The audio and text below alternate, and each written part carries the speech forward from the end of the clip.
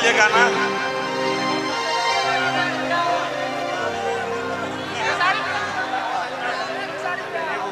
भैया अगर आपको फोटो दूंगा 10 लोग तो कैसे नाराज कर सकता? बाद में ले लेगा सब लोग।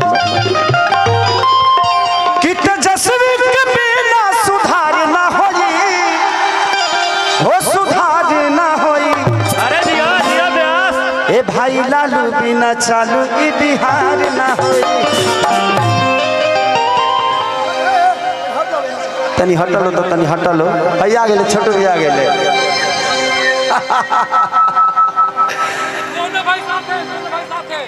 दोनों भाई साथ है। ठीक है, हमनी के भाग साथ ही बनी जा, हमनी के भाग ही बनी जा। पिछला बार रजौली में कपार है धर्मेंद्र जी, कपार भाई के फोड़वा दिल रहा तू ही, तोरे चलते कपार फूट गए रहे। ईटा ही चलौले रहा, पहला ईटा ही चलैले रहा था। अरे ना भाई तो ही बचौले रहा। ओदी तो हमारे ना कई गो तो एसपी डीएसपी के कपार फट रहे। हम कब ना खेत के मुरई बनी।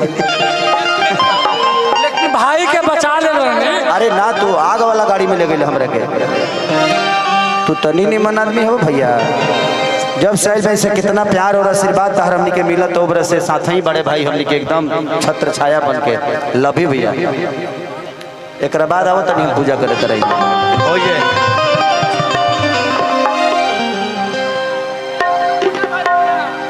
कि नाही बेचाई बाल हो, अरे कि नहीं बेचाई आलू हो। कि तेजस्वी के बिना सुधार ना होई, हो सुधार ना होई। तय भाई लालू बिना चालू ई बिहार ना होई। भाई लालू बिना चालू ई बिहार ना होई। नहीं बेचाई आलू, नहीं बेचाई बालू।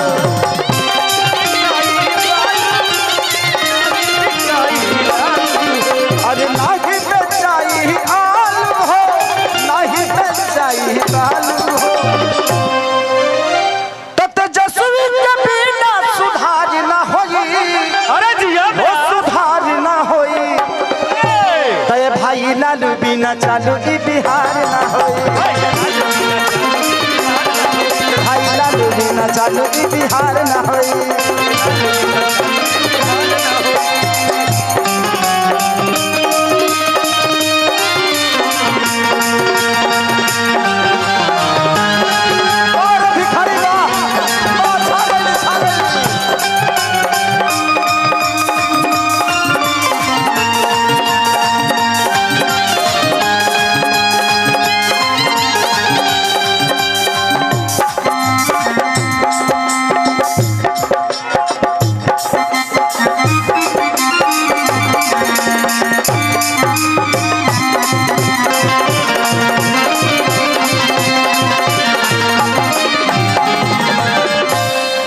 कि केतना नेता चल गईले के प्रयास के, कि चालू नहीं कर पवले भैया विकास के। कौन विकास? जौन 17 महीना में तेजस्वी यादव दिखा के गईले उहे विकास। कि जौन तेजस्वी यादव करे ले वादा, दे दे हल नौकरी 2 लाख से ज्यादा। कि दोसर नेता से प्रयास ना होई, प्रयास ना होई। तय भाई लालू बिना चालू ई बिहार ना होई। भाई लालू बिना चालू ई बिहार ना होई। भाई लालू बिना चालू ई बिहार ना होई। लालू बिना चालू ई बिहार।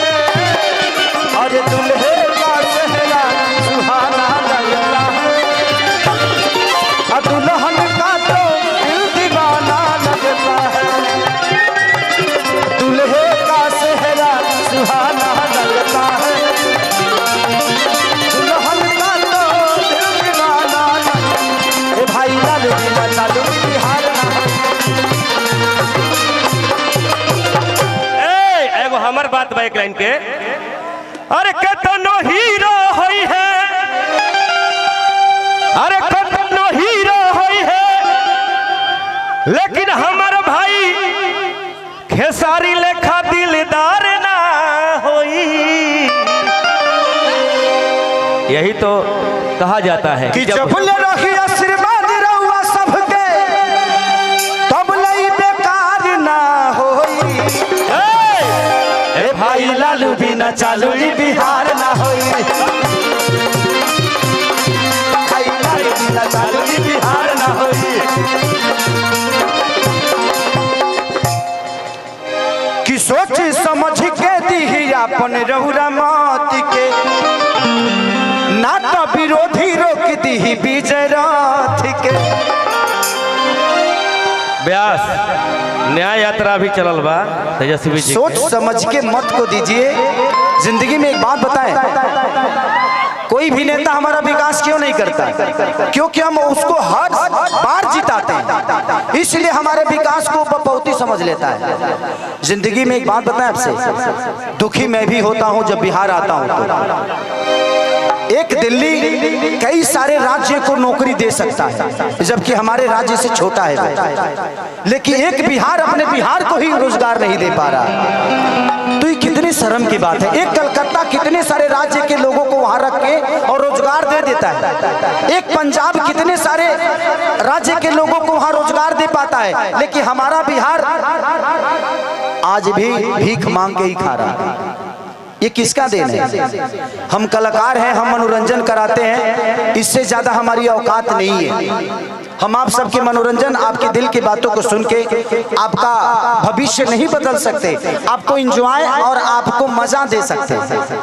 हम उतने तक हैं। हम एक छोटा सा भोजन हो सकते हैं, चटनी हो सकते हैं, दाल हो सकते हैं, पूरी थाली नहीं है हम। तो हमारी क्षमता जितनी है उस क्षमता के साथ हम अपना काम कर रहे हैं। लेकिन हमें भी मन करता है कि आज खेसारी के पास कितना मकान हो, हमारे खुद पता नहीं के कहियो किराया भाड़ा लेवे ना जाला खेसरिया, वो हमारा मेहरारू के पता रहेगा। लेकिन अगर बिहार में फिल्म सिटी होती और खेसारी लाल यादव बिहार में होता तो करोड़ों करोड़ों रुपया मैं टैक्स देता हूँ महाराष्ट्र सरकार को, खेसारी लाल यादव अपने बिहार को टैक्स देता तो करोड़ों रुपया से कम विकास तो होता। क्या बात है, ये हजारों में एक बात है। इस चीज को मांग है हमेशा से कि बिहार में फिल्म सिटी होनी चाहिए। आज खेसारी इतने सारे बंगला, घर द्वार, गाड़ी घोड़ा जो भी लेता है मुंबई शहर में लेता है, क्योंकि क्या करूं, मेरे बच्चे सुरक्षित यहाँ नहीं रह पाएंगे क्योंकि व्यवस्था ठीक नहीं है। मैं किस स्कूल में पढ़ाऊं? ये नेता अपने बच्चों को तो यहाँ पढ़ाते ही नहीं है, तो हमारे बच्चे कहाँ से पढ़ पाएंगे? मैं यही बातें आज से 2 साल पहले किसी मंच पे बोला था तो मैं बहुत घेरे में आ गया था, लेकिन वो बातें गलत नहीं थी, वो सही थी कि हमारे यहाँ के नेता अपना इलाज कराने के लिए तो बाहर जाते हैं, तो जब वो अपना इलाज के लिए अस्पताल नहीं बनवा पाए तो आप सोच सकते हैं कि आपके इलाज के लिए वो अस्पताल बनवा पाएंगे? नहीं बनवा पाएंगे। सबसे पहले जानते हैं, पहले खुद को बदलिए। किसी का झंडा लेकर घूमने की जरूरत नहीं है, आप अपने आप को तैयार करिए। सच पूछिए तो हमारे यहाँ आईपीएस और डीएम और अधिकारी बनते हैं ना तो अपने काबिलियत से बनते हैं, उसमें सरकार का कोई योगदान नहीं होता है। हमारे यहाँ के बच्चे अगर शिक्षित होते हैं तो अपने काबिलियत से होते हैं, उसमें किसी सरकार का कोई योगदान नहीं है। और मैं अपने बड़े भाई तेजस्वी जी से एक अनुरोध करूंगा। मैं एक छोटे भाई होने के नाते एक दुख तुम है कि 14 करोड़ की आबादी में 2 लाख की नौकरी से हम बिहार सुधरने वाला नहीं है। अगर करना ही है तो बिहार में कम से कम हजारों फैक्ट्रियां डाल दीजिए। ये बताइए कि जब हमारे पास रोजी होगा तो हम रोड पे नजर आएंगे जी, हम फैक्ट्री में नजर आएंगे। आप हमें रोजी दीजिए, आप हमें व्यवस्था मत दीजिए। उतना कमाने की ताकत है जो अपनी व्यवस्था खुद कर लेंगे हम। हमें व्यवस्था तो दे दीजिए, हमें रोजी दे दीजिए। हम वोट देते हैं, आप वोट मांगने आते हैं, हम रोजी मांगने जाते हैं तो आप भूल जाते हैं कि हाँ इनको भी कुछ देना है। मुझे दुख है इस बात का, मैं नेता नहीं हूं, लेकिन आज नहीं तो कल तो बनना ही है।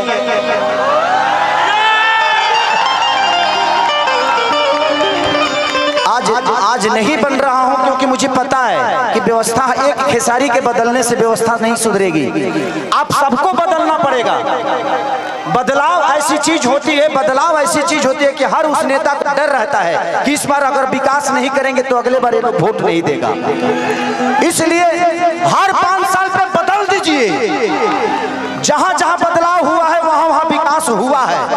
उनके अंदर अपना डर पैदा करिए कि तुम नहीं करेगा मेरे लिए, हम तुम्हारे लिए वोट नहीं देंगे, चाहे वो अपने जात का ही नेता क्यों ना हो, क्योंकि जात पेट नहीं भरता है। आप कमाते हो तब आपके बच्चों का पेट भरता है। इसलिए मैं कह रहा हूं कि देखिए, हम अगर समाज में हैं तो हमें जात से उठ के जो हमारे लिए अच्छा है, आज तेजस्वी जी 17 महीने में जो काम किए तो हमारे लिए वो अच्छा है ना।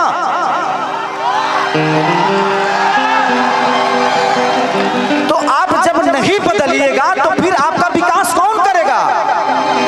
परिवार में जब एक आदमी का विरोध होता है ना तो हर आदमी कमाना शुरू कर देता है। तो कोशिश करिए हर साल अगर तेजस्वी जी काम नहीं कर रहे उनको भी बदल दीजिए, तब जाके विकास होगा। लेकिन हमें अपने बड़े भाई पे विश्वास है कि वो आएगा तो आग लगा देगा। तो हमें बदलने की जरूरत है। मैं ये नहीं कह रहा हूं कि तेजस्वी जी को आप 20 साल बना के रखिए, नहीं।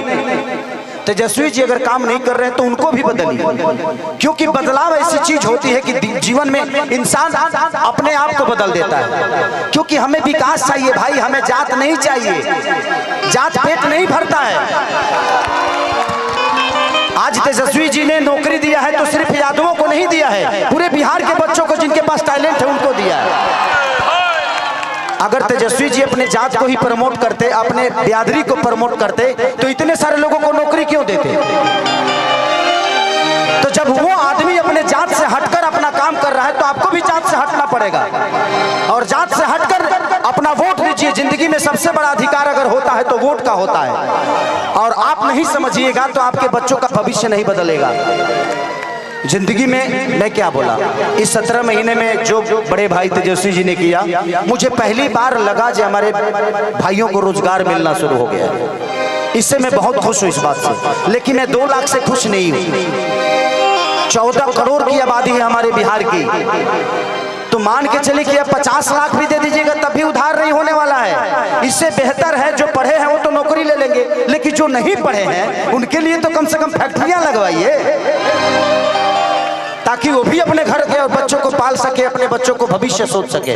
तो दिल से दुआ है उस भाई के लिए कि उस भाई ने कम से कम 2 लाख लोगों को एक रोजगार तो दे दिया। रोजगार तो मिल गई, लेकिन तनख्वाह मिली कि नहीं कर गारंटी नहीं है।